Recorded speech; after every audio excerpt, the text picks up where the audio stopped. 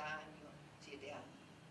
Porque anteriormente, si usted hace y va, o sea, y entonces, como cada vez hay menos memoria en el sentido de la información que queda, en el sentido de que los medios se repiten, hay mucha más facilidad para repetir algo que siendo un connacional y todo lo demás. Sobre el asunto, sobre el de los premios Nobel, uno puede decir, sí, merece premios Nobel, eso merece premios Nobel, digamos, si se repite eso, se puede decir como muchísima otra gente. Y entonces se está repitiendo, y el hecho que venga de una universidad conocida, hay muchas otras universidades conocidas, pero entonces se pone como si una universidad conocida, como es una universidad... No, los argumentos de autoridad en ciencia no valen, lo que vale es el trabajo. Y en el tema específico donde este señor continúa insistiendo, que es lo único que ha hecho, no ha atravesado como los temas como se han venido a atravesar aquí, que van de toda un abanico de temas donde en cada uno se ha dejado la impronta pionera y relacionada con la observación, desde lo abstracto a lo concreto en el sentido de tener una señal de predicción. Las predicciones, como usted decía, que no había, en el caso de lo que menciona el doctor Ciancio, creo que haber escuchado, las predicciones no hay porque no puede haber. Porque no puede haber, no hay sustancia, no hay física verdadera. Allí son matemáticas, formulaciones matemáticas, donde se está dando vueltas alrededor de conceptos como son los agujeros negros, bueno, lo que hay adentro y demás, y eso ya pasó, eso ya está, o sea, en torno a conjeturas, en torno a... Y yo aprovecho esta oportunidad que usted me da, a pesar de, como yo digo, la pregunta pienso que está de más, pero de más en el sentido que lo que está dicho y lo que está formulado da muy bien para darse cuenta de dónde estamos nosotros, sin necesidad que hagan preguntas de esta manera específicas, pero no tengo ningún problema. Lo hago y lo hago abiertamente y que lo repitan. El punto es que la teoría de cuerdas, digamos, la teoría de cuerdas es una teoría que viene de antes. Nosotros no fuimos los pioneros de la teoría de cuerdas,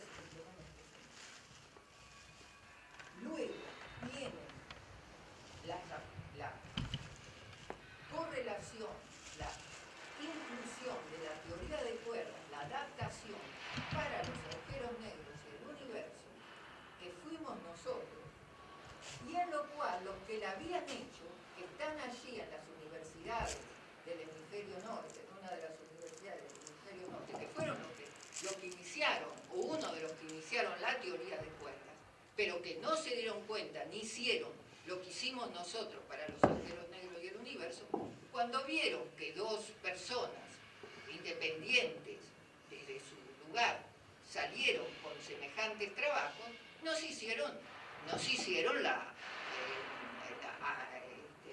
reaccionaron,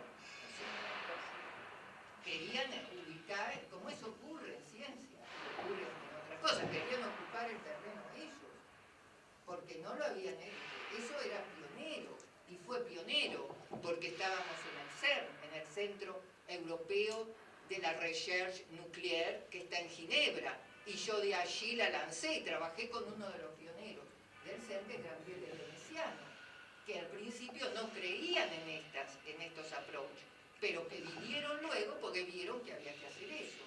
Y luego toda esta gente lo hizo esto, pero a nosotros no nos citaron, ni nos van a citar. Eso se llama confluencia negativa de los paradigmas. Sí, digamos, la confluencia... Resultado cero. Uno está por lo positivo, el otro está por la teoría. No hay resultado cero porque nosotros tenemos simplemente es la concurrencia que se da, la competición y lo que son las paternidades y los juegos de intereses que se dan y cómo se tiene la información, cuál es la información de primera mano, cuál es la información de los medios. Y entonces, ¿qué ocurre? Cuando la escuela Yalonye, en esa época, en los años 90, con todo esto que estamos haciendo, y que venían los estudiantes de esas universidades, y que comentaban lo que estábamos haciendo y demás, nos lanzaron la campaña en contra, y la mejor manera era lanzarnos a otro argentino en contra. Y fue así que nace esto de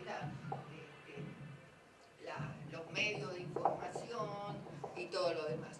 Luego está el fenómeno de modas en ciencia, que son las modas, como están las modas, no sé, la moda de un tal baile, la moda del peinado, que son inocuas esas modas en relación.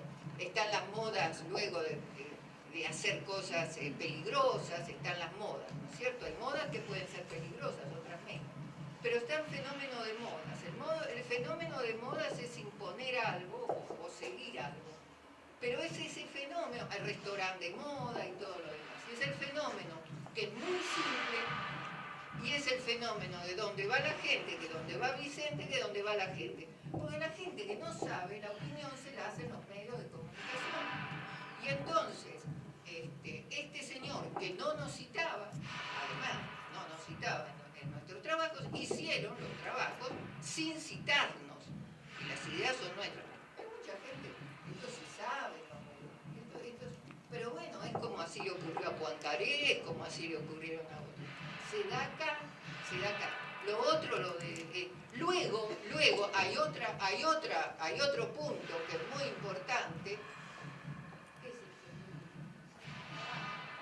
Hay otro punto que es muy importante, y es cuando se da lo de Stephen Hawking. Porque lo de Stephen Hawking, que aquí, y justamente tuvo resonancia, bueno, y tuvo resonancia mundial también, lo de una científica argentina lo publicó 5 años de Hawking, que fueron los años 2003, 2004 y 2005, las universidades y demás. Luego eso queda, porque bueno, Stephen Hawking sigue su parte mediática. Para mí eso ya se había acabado, o sea, el tema estaba concluido. Yo no voy a seguir en eso, yo seguí, ya ven, seguí con el universo y cómo seguimos. Y entonces a mucha gente entonces se acerca de Stephen Hawking como su parte mediática, y hay científicos también que lo hicieron, siguieron en eso, en su parte mediática y en todo demás, apareciendo Hawking. Cuando desgraciadamente Stephen Hawking fallece, que fue un gran científico, que hizo mucho en la visión positiva, ¿no es cierto?, que daba de la persona y de la ciencia. Entonces, los medios de comunicación aquí es otro mundo, digamos, porque hay otras generaciones, porque Internet ya había tapado lo anterior y nadie fue a hacer investigación o va a hacer investigación en los medios. Y entonces estaba donde va Vicente, donde va la gente, y aparece en todo esto cuando en esto que usted habla de los agujeros negros, hay que preguntar qué es lo que hizo este señor en los agujeros negros y en los agujeros negros de Hawking. ¿Qué es lo que hizo? A ver si se lo puede decir, porque no ha hecho lo que ha hecho una tesis en agujeros negros que no es una tesis corriente como puede hacer cualquier otra persona en lo que sea. Esa es mi respuesta. Perdón, no solamente está en esta situación, yo soy geofísico. Lo mismo pasó con Wegener. Sí, esto se da, o sea, esto... Corriente eso es muy, yo lo acabo de decir, sí. Eso es corriente y esos son los microcosmos. Lo que pasa, sí, son los microcosmos de la ciencia, se dan en la música, se dan en el arte, se debe dar en las matemáticas, se le han dado tal vez a cuánta gente, de lo cual no sabemos porque no hemos podido descubrir, y además porque los medios de información, imagínense que no eran tantos como los que hay ahora, o la tecnología que nos permita descubrir. Yo no sabía lo de Henri Poincaré, estando en Francia. Tanto, miren si tanto es el silencio o el hecho de no querer o de seguir con lo que dice Vicente, con lo que dice la gente. Y esto se da, y en la medida en que los microcosmos, esta situación y otras que se dan dentro de los microcosmos, que pueden llegar a ser feudos, que pueden llegar a ser situaciones y círculos cerrados, que se dan en muchos casos, se difunda, se haga la verdadera transmisión de la ciencia, se haga la ciencia abierta, con gran rigor y abierta, que se puedan discutir, eso, o sea, porque todo basado en el silencio y en que no se conoce, eso es lo que propaga la ignorancia y el repetir. O sea que nosotros tenemos la ciencia abierta y la escuela Challonge ha sido siempre una escuela, y a mí me han dicho, hay alumnos aquí, incluso argentinos, que me han dicho, que nos han dicho, su escuela, además de ser una escuela de excelencia en la disciplina, en la física, en la cosmología, en todo lo que se haga en la escuela, es una escuela de vida. Y eso tal vez es el unir las dos cosas, y por eso lo hemos unido, lo del valor humano y la dimensión humana. Eso es muy importante.